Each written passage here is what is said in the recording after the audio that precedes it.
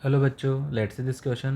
A projectile aimed at a mark which is in the horizontal plane through the point of projection falls a centimeter short of it when the elevation is alpha and goes b centimeter too far when the elevation is beta.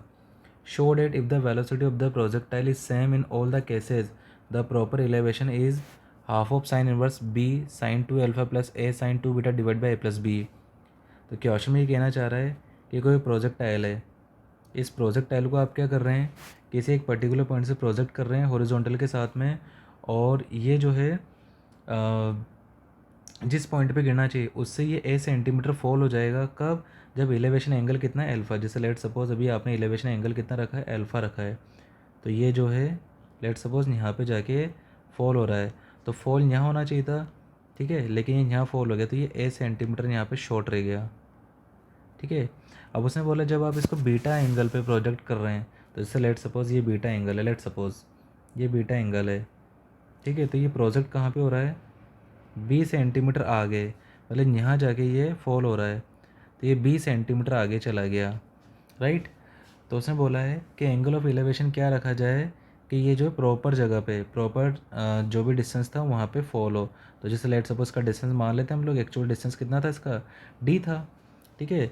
और हमने जैसे let suppose को जो है gamma angle पे fall किया है, जैसे लेट सपोज ये कोई गामा एंगल है, इस पे फॉल करने पे क्या हो रहा है, ये जो है बिल्कुल करेक्ट जगह पे जहाँ इसको गिरना चाहिए वहीं ये फॉल हो रहा है, तो ये गामा एंगल है, right.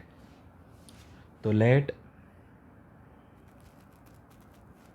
The range proper be capital D, ये हमने कैपिटल डी इसकी रेंज मान ली। The range at angle be alpha, जब एंगल अल्फ़ा है, then the range at angle alpha be D minus A, right. तो यहाँ पे हम लोग क्या लिखेंगे, इसको रेंज का फॉर्मूला क्या होता है, R is equal to u square sine 2 theta divide by g होता है, इसे ही हम लोग यूज़ लेंगे। तो रेंज कितना है, D minus A is equal to, ये बनेगा वी स्क्वायर, स्पीड हम लोगों ने वी मान ली सब जगह, और साइन एंगल कितना है यहाँ पे 2 alpha divide by G, equation 1। आगे बढ़ते हैं। The range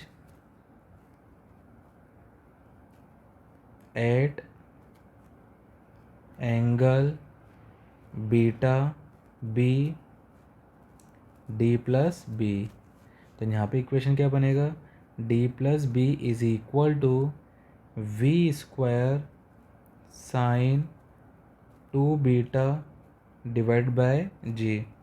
late suppose equation number 2, let the proper angle of elevation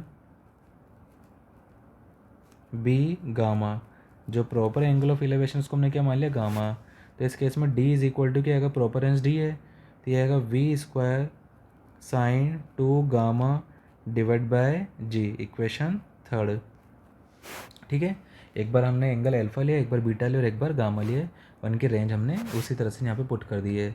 अब हम लोग क्या करें, इक्वेशन 1 को तो मल्टीप्लाई कर रहे हैं किससे, बी से, और इक्वेशन 2 को मल्टीप्लाई कर रहे हैं किससे, ए से, और दोनों को हमने ऐड कर दिया यहाँ पे, ठीक है। देखो ऐड ऐसा करने से होगा क्या, इक्वेशन 1 को आप मल्टीप्लाई करो बी से, ठीक है, और 2 को मल्टीप्लाई कर दो आप ए से, और दोनों का सम कर दो, तो यहाँ से क्या होगा, ये जो टर्म है माइनस का ए बी और प्लस का ए बी तो कैंसिल आउट हो जाएगा, तो ये आएगा D A plus D B, तो इसका मतलब डी यहाँ से कॉमन आएगा, तो ये बनेगा B plus A into D is equal to we square sine 2 alpha divide by ji.